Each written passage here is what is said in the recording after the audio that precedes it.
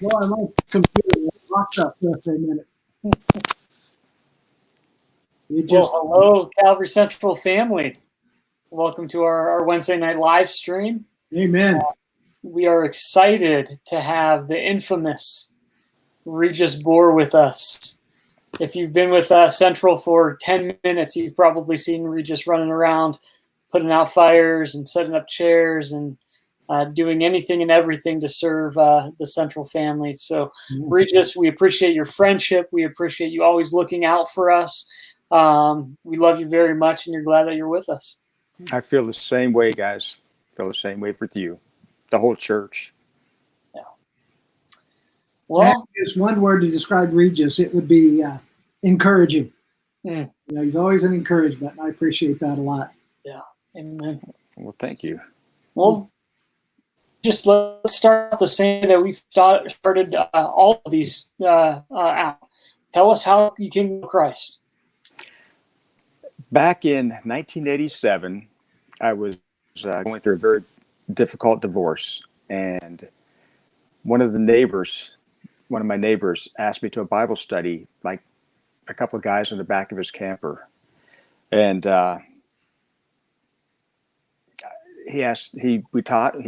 he taught and asked me, and at that point I said, yes, I want to accept Christ. And I remember afterwards, it blew me away, because it was one of those things where nothing was the same. It actually scared me, because I realized he's real. Jesus is real. And I was born and raised Catholic, and went through the catechism and all that, and just never had that relationship. Just never understood what it was about. So it was great. It was wonderful. Scary, but wonderful.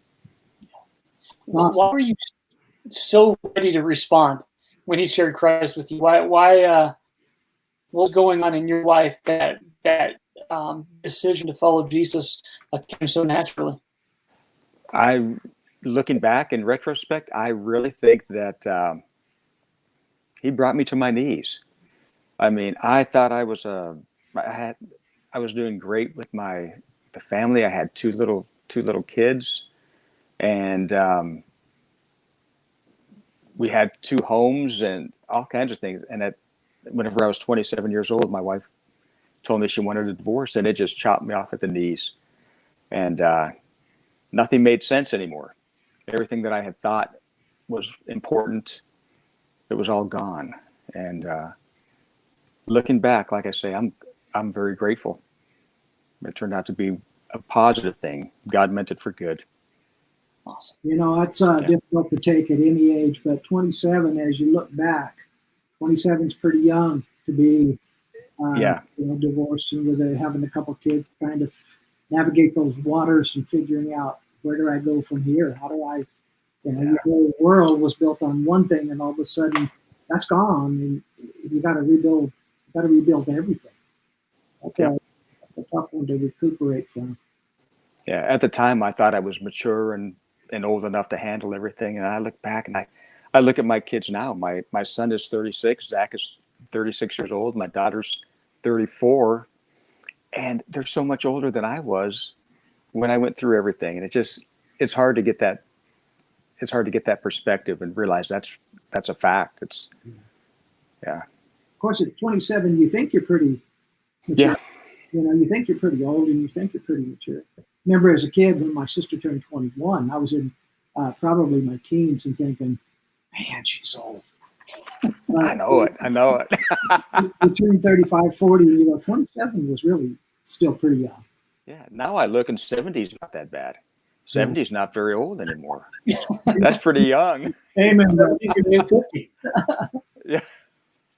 All relative. Hey, you mentioned your kids. Would you tell us a little bit about your family? Sure. My daughter is 34 years old. She's married to a great guy named Jared, and they've got 2 beautiful little girls. Della is 2, and Everest is 5. I'm not sure about Della, but I know that the church has seen Evie a few times. Yeah. And she loves it. She used to love it whenever she would come to church. She used to want to come to church. And just recently, my daughter has been sharing all kinds of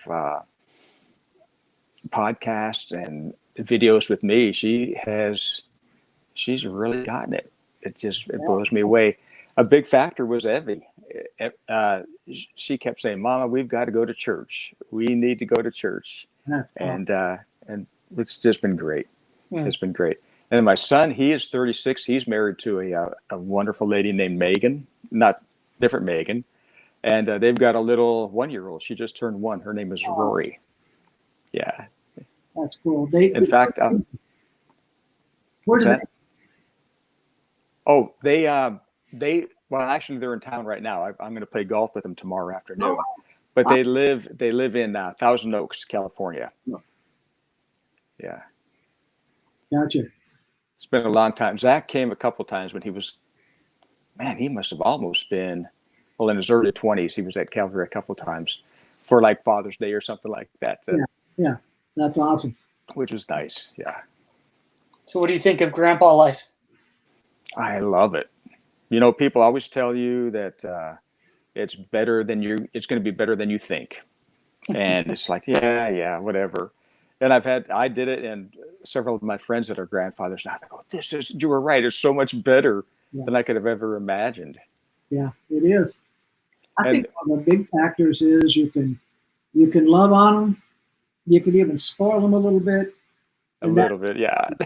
Your job as a grandfather or as a grandma. So, you can get by with a little more, and you don't have that overall responsibility of the parent, because the parent's got to be consistent throughout their whole life, and everybody expects grandma and grandpa to be a little, right, grandpa. Right. So, yeah, it makes it a heck of a lot of fun. Then they go home.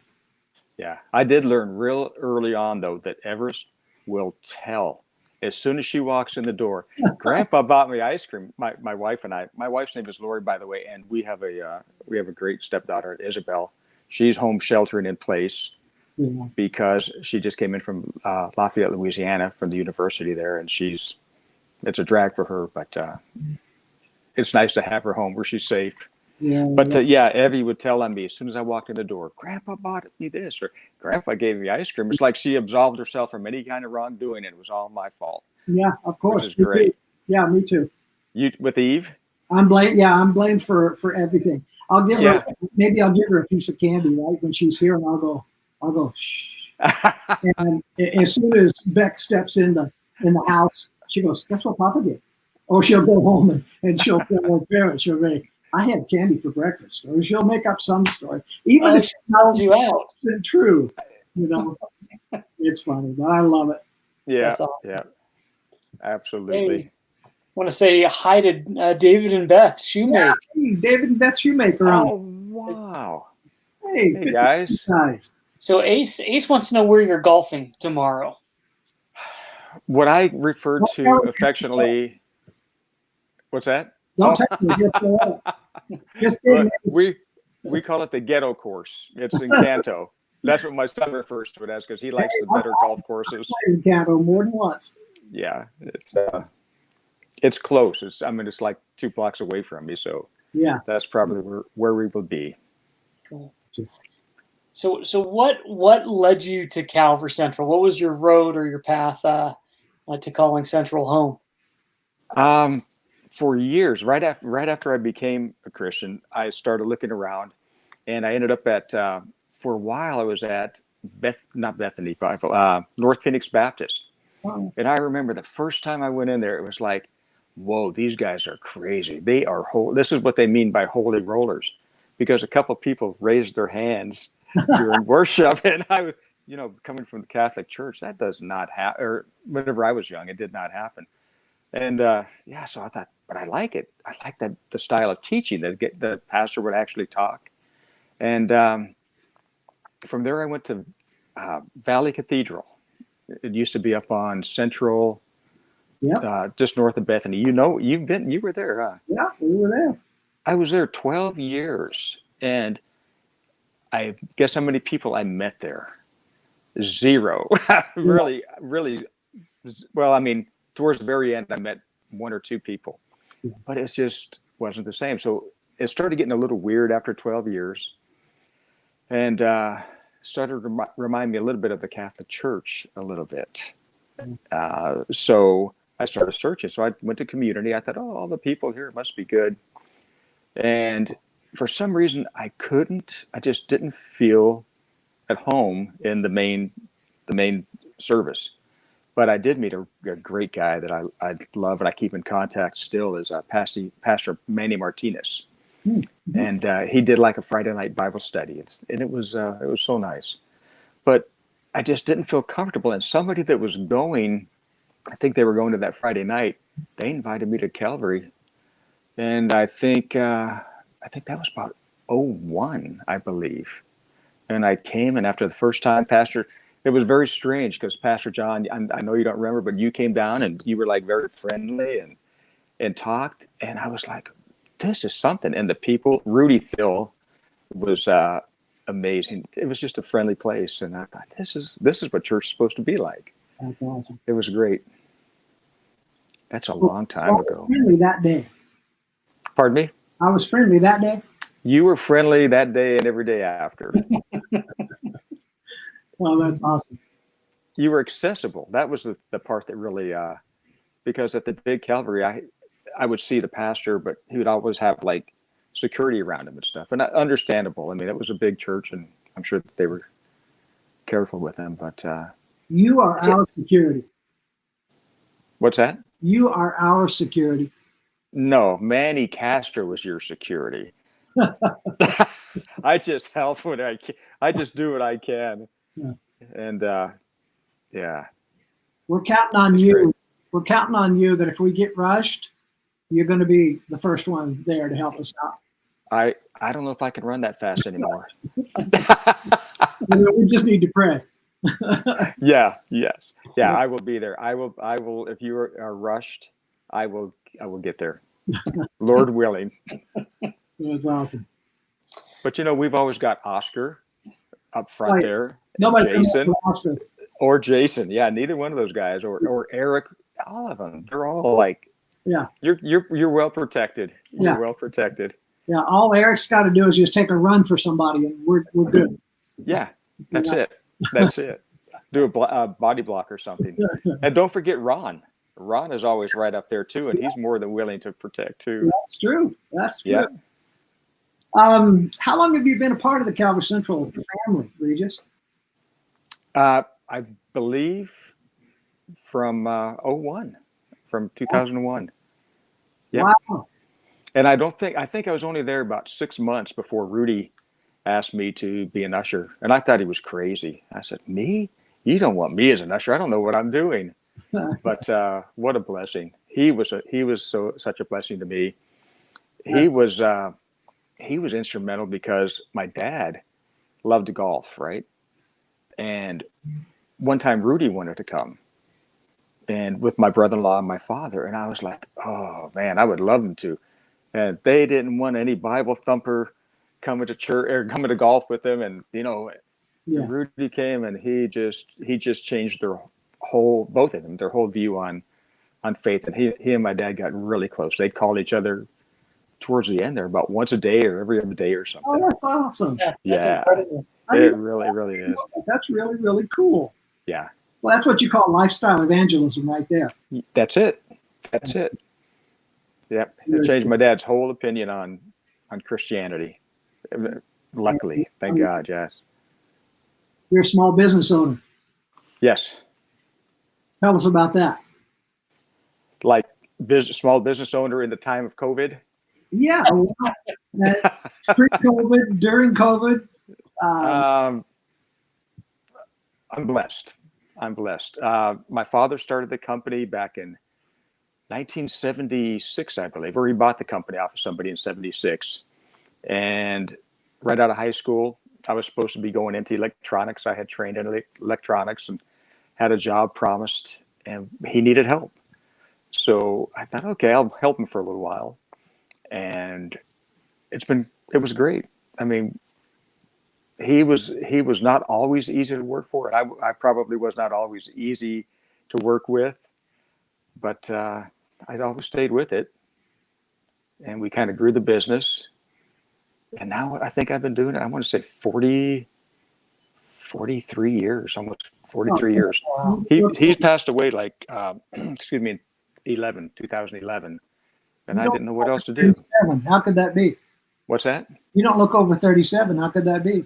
Boy, oh boy. You just reminded me I need to get my tithe in. That's Oh my goodness. Oh, that's very nice. Being a small business owner it's not easy. In fact, if you look at the statistics, new businesses often don't make it through a year. So Right. that's not an easy thing to do. I used to have a guitar shop on 18th Avenue at Camelback, and Wow. it was tough. I mean, it was really tough. And of course, I was really young. I didn't understand the technical side as far as computers as well as I do now. So keeping track of everything was tough. Keeping track of what was coming in, what was going out, inventory. And I would make the mistake of, if I needed something, in my mind, I'm going, okay, if I take off, I'm losing money by not being here working in the shop. So if I went to buy a part, I'd buy 3 of them. So when I closed down my business, I had boxes of stuff that I didn't need. And so just trying to keep track of it all and be a good businessman, and to be a Christian businessman on top of that, that's a hard thing to do, because you have to keep your morals and be a good, your ethics, and be a good guy in the middle while everybody else cheats and lies and steals. It's not easy. It's not easy. How old were you? Because that's a lot. I was still in my 20s, my late 20s, when I first started in that guitar business. And, I loved it. I loved working on guitars. To me, it was an amazing thing to have a $1,000 guitar laying on the bench, and I was responsible for working on it. Wow. And I was working on a lot of the local musicians' guitars and stuff. I loved that part of it. But if I got let's say some people came in and got some repairs, and I had $500 in my pocket from that day, it wasn't registering with me that I still owed $1,000 somewhere else. And so I'd stop by and put a new set of tires on my car because I had $500 in my pocket. Yep. That kind of immature stuff, not knowing how a business runs. I look back, and my dad was tenacious. He would never turn anything down, and he would figure things out.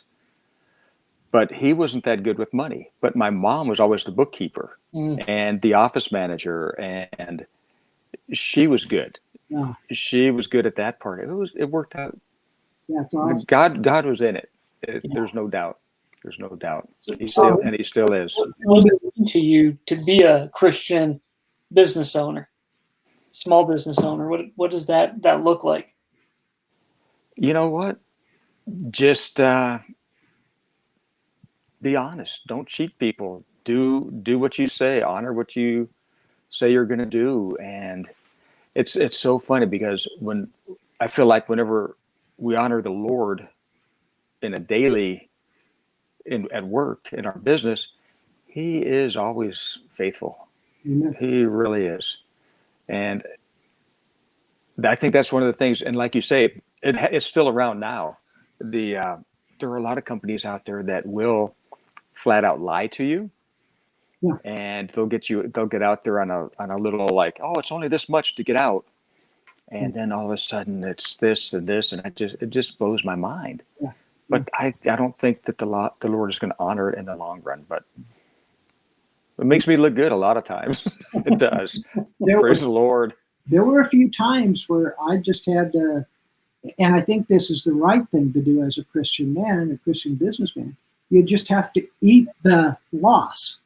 You go out and you estimate something. You do the best that you can. Through years of estimating, you get a lot better, but you estimate something. You give somebody an estimate, and all of a sudden you get in and you realize it's twice as much work. Well, you still have to honor your word. And unless you have somebody that you know and they say, hey, I get it, I understand.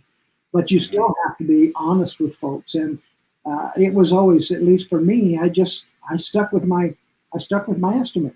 If I had given somebody an estimate in writing, I stuck with it. And that builds a reputation. It really does. Yeah, I'm not a good estimator.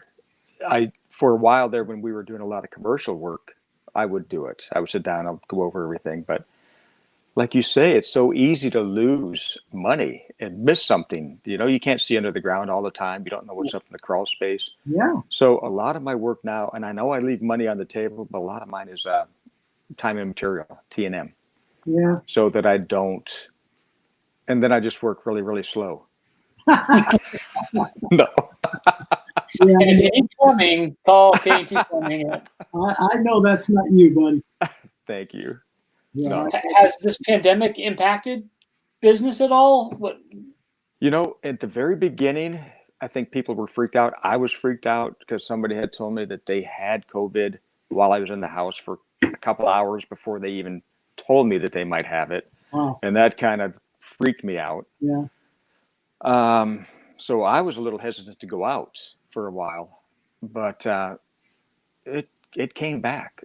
And my customers are so great. I mean, almost everyone I go into, I'll say, I'm going to wear a mask because I've just been in a bunch of different places and I'll protect you guys. And they go, well, we'll put one on too to protect you. And it's like, not necessary. I've got mine on. So today there was a guy that was so afraid. It made me feel so sad. He and his wife went upstairs, put gloves on, put a mask on, and waited till I was done. And then I said, just mail the check, and I left them the invoice and told them I sanitized everything. So some people are really scared. Other people are just not scared at all. Yeah. Yeah. Like the close talkers and such. But yeah, it's a different environment out there right now. It really is. Traffic, that is one of the big upsides. Traffic is great. I can get places a lot faster now.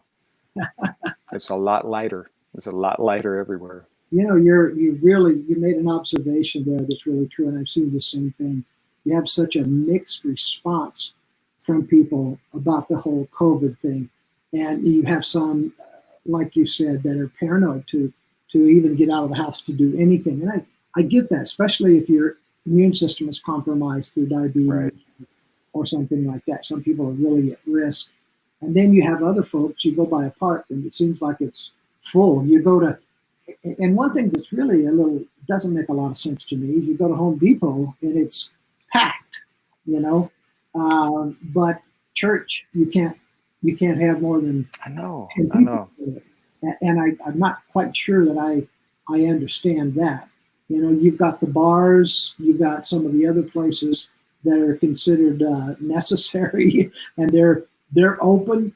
So there's a lot of this that doesn't make sense. But you're right in the fact that people are reacting to it very differently in the sense that some seem to have no fear about it at all, and others are really pretty afraid of it. Yeah. Yes. Absolutely. Yeah. It was yesterday, in fact. I pulled in I had a couple of minutes to spare between jobs, and I looked in I parked in front of a gym, and I saw movement back there. There were no lights on, but there were people in there working out. It was kind of like an underground gym workout or something, Yeah. They're not staying put. They don't have that. Like there are no masks on. What's that? Like a speakeasy. Modern day gym speakeasy. Yeah. Yeah, it's funny. There's a lot that we're all trying to digest the facts from the fiction and try to understand this a little bit. And I get it that at the beginning of this, there weren't many facts to work with.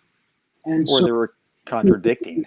People were overreacting in the sense of trying to protect everyone.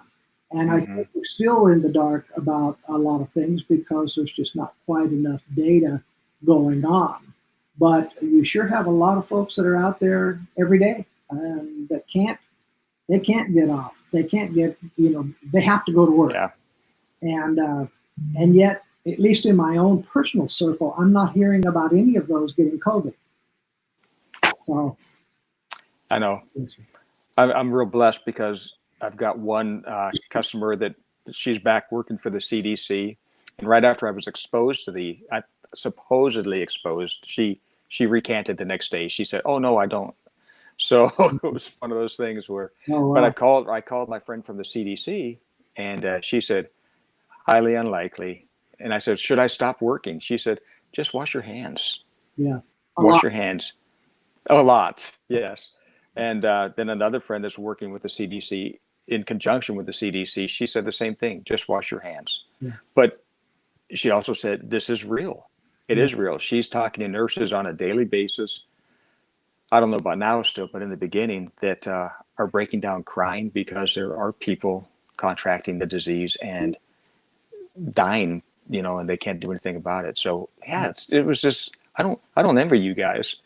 I mean, I'm glad it's me that doesn't have to make that decision as to I think it was great when you stopped having service at church and when you can start it back up again. That's not an easy decision. Compassion for our president and for those who are trying to make good decisions, qualified decisions, and knowing that no matter which decision they make, there's going to be a good portion of people who are not going to like that.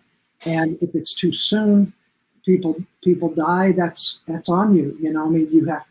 It just gives you a lot of compassion for those who are in authority trying to make these decisions. Man, what an enormous load it is to have the whole weight of the entire country on your back. I know. And like you said, no decision's going to be the right decision. No. And then you're going to act too soon or you're going to act too slow. Yeah. Well, even our governor said at least 2 more weeks today. He made that announcement. Okay. Yeah, at least 2 more. Yeah. Pastor Dan, you have anything? Yeah, so like we started out by saying, if you've been at Central for, a day, one service, Regis, we see you running around, keeping the ship afloat behind the scenes. What are some of the ministries you're involved in at Central? Well, I will guarantee it. I do not do it on my own. That's one of the greatest parts about this is I'm part of the ushers. I do the ushers, and I've got a team that's fantastic. There's Dave Charlesworth. There's Jason. There's Oscar, Manuel, Eric, Ray, and I've got to say, even like Brian and Lily Prentice, they are. I call them ushers because they're so faithful every Sunday. If we're short, which we usually are, they're happy to step in. Be careful using that term around Pastor Dan. What's that? Short? Short of ushers. Short of help. Okay.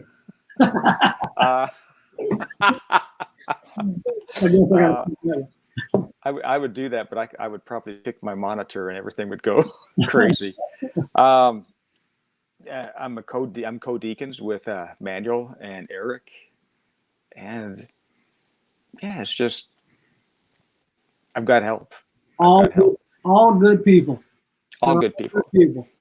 Sunday mornings I come in and we'll open up, but I don't do anything without stopping by and picking up Ron Buck.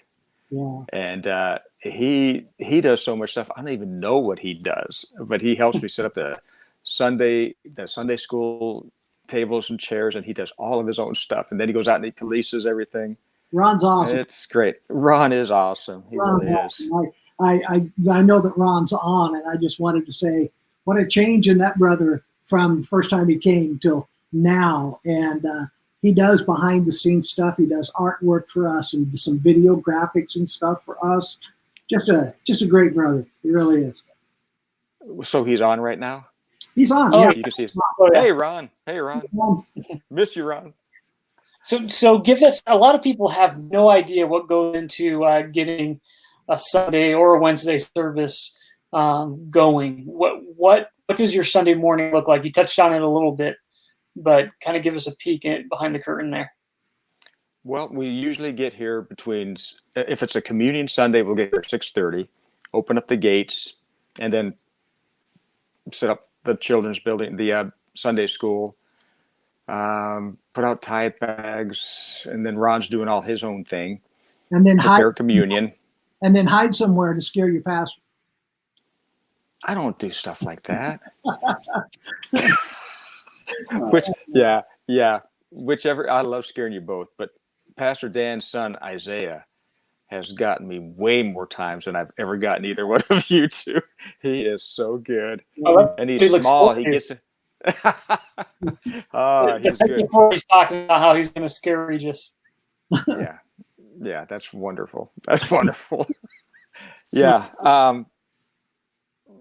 There's just by 8:30, I meet with the ushers and we assign aisles and go over things, and then afterwards, you know what? This is the sad part. You're all going to have to remind me of what I do when we can get back in because I can't remember everything. We straighten things up. We pick up trash and walk the aisles, walk the rows, pick up the trash and everything, and then Oscar and I count. And maybe that's too much information. The back of the chairs too. You guys check all that to make sure. Yeah. It's all replenished. We all do that. Yeah. I forgot about that. That's something else we're going to have to do. Yeah. One of the things we didn't ask you, and that is, what are a few things that people would be surprised to learn about you, or even one thing? You know, that question terrified me. It's like, I don't know. Okay. I don't know. Okay. Okay, so maybe somebody will put something up and ask a question and I can answer it. Plots, nothing like that. No what? No secret government plots. Well, it wouldn't be a secret anymore. This is true. No secret government plots or anything. You know, you're married, you got a family, you got a job, you're a small business owner, and I think Calvary Central would be hard pressed to find anyone that's there before you or stays longer than you. So how do you find time? How do you balance this out? And because you have some people who go, I just don't have time to do this, or I don't have time to serve the Lord. You know, I'm raising a family, or there's lots of reasons, but you find time. Because maybe that's part of it, though, Pastor John. Is I mean, I don't have any young kids at home anymore, and it was just, I have to go back to Rudy, and somebody else that was real influential in a lot of the, just stepping up. If you see something, step up and do it. It was Michael Mullen, and he was always good at finding things that needed to be done and just doing them, and. It's so strange. It's like sometimes whenever maybe this is a secret that when it comes time to reset the chairs, I go, oh man, that's such hard work. And I cannot tell you how many times I thought that's going to be hard to get it all done. And the guys are so faithful, and the Lord always blesses the time that we spend together. And I walk away going, I'm sorry, Lord. That's, I did it again. I doubted again. And he just, he blesses. And I think the biggest part, whenever somebody does step up, and you get to learn more about everybody. Yeah. You get to see what people, we're all on the same boat. And yet I look at the ushers, and they're so diversified. They all bring something different, but they all bless me. Yeah. Yeah. It's just, it's very, very cool. So I guess just step out, just try it sometime. You mentioned Michael Mullen, and I saw that a few days ago, not very long ago, it was his birthday. Oh wow! Popped up on my computer, and it made me happy, sad in the sense it made me sad because I couldn't just wish him happy birthday, and because he's gone home to be with the Lord, but it made me happy for him that in the presence of the Lord, and he doesn't have to worry about that anymore. But Michael was one of those guys that he came in with his sleeves rolled up. I mean, he got saved and couldn't believe that God saved him. And he didn't want to waste any time in the time he had left to be involved and serve the Lord. And I think we all miss him a great deal. He's a good guy. Absolutely. And one of the fruits of that life that he led after he became a believer is I get to deal with his son, or get to talk to his son. frequently. We'll text in the morning to find a good scripture or something. But Mike is an amazing believer too. He really is. Good guy. Yeah, yeah, He just really wonderful. kicked in when his dad needed him. You know, he was there. He was there for his dad right up until the end. Yeah. And you know, you got to have a lot of respect for a young man like that. That's very, very cool. Yeah. What are some opportunities that people who might want to get involved? Let's say you have somebody who comes up to you and says, you know, Regis, how can I get involved? What can I do? What are some opportunities that you see that need to be fulfilled? I think any of the ministries except for security, because Manny's got plenty of people. And the benefits for the security team is not that great. Is Manny on? Is Manny on? I don't see it. I don't know if he is or not, but I'm sure it'll get back to him. I'm always trying to poach his guys, and he's trying to get my guys to do security. So, no, and all of them. I mean, security is a great way to get to know people and protect the church. Ushering, the children's Sunday school and everything is incredible. But yeah, anywhere. You see David's post. He goes, "I missed the chair stick." Oh, David. On that. The chair stick. Oh my goodness, yes. The spacer between the chair. Yeah. Yeah. I don't know. Maybe he used to threaten people with it, like hit people with it or something. Yeah. So for people who are wondering, what's the chair stick? Yeah. Well, yeah, they don't know what the chair stick is. Oh, it's a stick that I think that Hoot, from what Rudy told me, Hoot made it.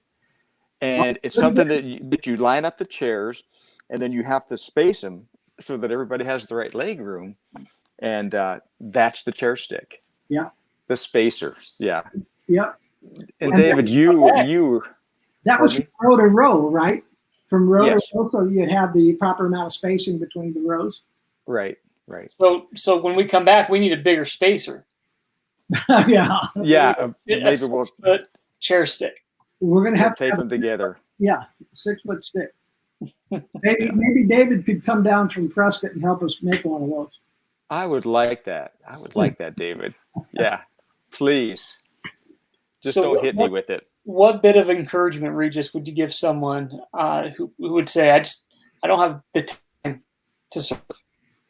Because somehow not only do you make it work, you do it well and you do it with joy. And when people are interested in serving, I can't think of a better ministry to be involved. I mean, you got to go where you fit. But sending a young man to you and having them learn under you is a really huge gift. So what would you say to someone who thinks there's just not enough time in the day to be involved? Make the time. You'll be blessed. And you'll find, honestly, if you don't think you have the time, if you commit and give it a try, it's amazing. I mean, without sounding dramatic, it feels like the Lord opens up the time. Yeah. And he'll take care of things that he'll make the time. He'll help you make the time. I agree with that. I think once we put our foot in the water, God parts the sea. But if you're not going to put your foot in the water, what's the point in parting the sea? And he does allow us to have time. And one of the things that I've always thought about too, and that's that we don't even worry about whether we're going to have time to sit down and watch a 1-hour TV show or a 2-hour TV show. And if it's a Saturday, we may sit down and binge watch a whole series. Or if somebody invites us to go see a Suns game or a football game or whatever it might be, you know, we never think twice about whether it's going to take an hour or it's going to take 2 hours. So, but it's funny because when it comes to church, we always go, well, I don't know, man. I just don't know. I don't know if I have the time. So I think God makes the time. If we're in it, he's in it. Yeah. Amen. And honestly, I think sometimes that maybe it's not just the time. Maybe that's an excuse. Maybe they feel like they don't have anything to offer, or they're afraid to make the commitment or something. And yeah, that's not that's not going to be the case. Yeah. Well, welcome to the club. Yeah, welcome to the club. We're all in that same boat. You know, it's funny. I remember as a young Christian almost being, I don't know, I always thought that everybody in the church had it all together. I just thought that, you know, they all had been in the Lord a lot longer than me, and so they knew much more than I did. And I was almost afraid to get involved because I thought, well, I'm going to blow it. I'm going to mess up. I'm going to do something wrong. Mm-hmm. And all these other people are doing everything perfectly. So you get a little intimidated with that. And then as you get involved and you get to know people, you realize they're just folks, you know? And if you're in the right church, they're not looking down their nose at you. In fact, they become your friends and they help you. So Right. a real misconception when we first come to know the Lord. That is a really good point. Really good point. Pastor Dan, anything else? Why fellowship so important to you? I know just the amount of time you spend serving is not just a hoop to jump through. You obviously love the central family. You love the ministry. You love just responding to the call that God's placed on your life. It's something that you obviously enjoy. Why is it so important to you? Well, I got to be honest. Sometimes I feel a little selfish with it because I get back. I get a lot back. I grow from the guys. Yeah, I'm blessed. I'm blessed by it. I don't know if that answers. Yeah, you're selfish. I got it. Yeah, I'm selfish. I enjoy it, and it is nice to get to know so many people, and not just in the ministries, but everybody, just the people that come in. It's family. I know it sounds hokey, but it's family, and it is weird. I miss everybody. Yeah. Yeah. Me so too. How can we be praying for you and your family and your business? And well, without the structure of church, just pray that I stay focused. I stay close. It's cool because the ushers, we all take a day and we share a scripture every morning, and we'll text and then comment on it. And that little thing right there, that's enough to really help keep me even more in the Word, and know that my brothers are out there doing the same thing, and we're all going through different. It's affected us all differently. Sometimes I feel like I'm not experiencing what others are experiencing because they work from home, they can't leave, and they've got the kids running around, and it's got to be rough. But I get to go out, so it's a lot easier, I think, for me. I think that's a good reminder, though, for all of us, just staying in contact. It's really easy to take the path of least resistance, and we're not moving together physically, so it's easy to just kind of fall back into maybe an unhealthy routine. But I think that's a good practice, staying in contact with the ushers, encouraging one another, and that's something that we should all really strive for, I think. You know, I had Becky and I had the Burvis stop by the other day. They called up, said, "Hey, you guys, you're going to be home. We just want to drive by. You guys don't have to come out, or if you do, you know, come to the front porch and say hi." And it was awesome. I mean, it was They just came up and rolled down the window, and we stayed on the front porch and gave each other fake hugs and talked and fellowship for a little while. And then they were on the way to go see some other folks from the church. But it was awesome. It's good to have them. That's cool. That's cool. That really is. Well, Regis, you have an opportunity right now. There's a lot of people who have tuned in, and they're excited to hear from you. They love you. They miss you. What would you like to communicate with your church family? I miss you guys. I miss you all. Just seeing like Tim pop up there earlier, just his face pop up there, it makes me realize how much I miss everybody.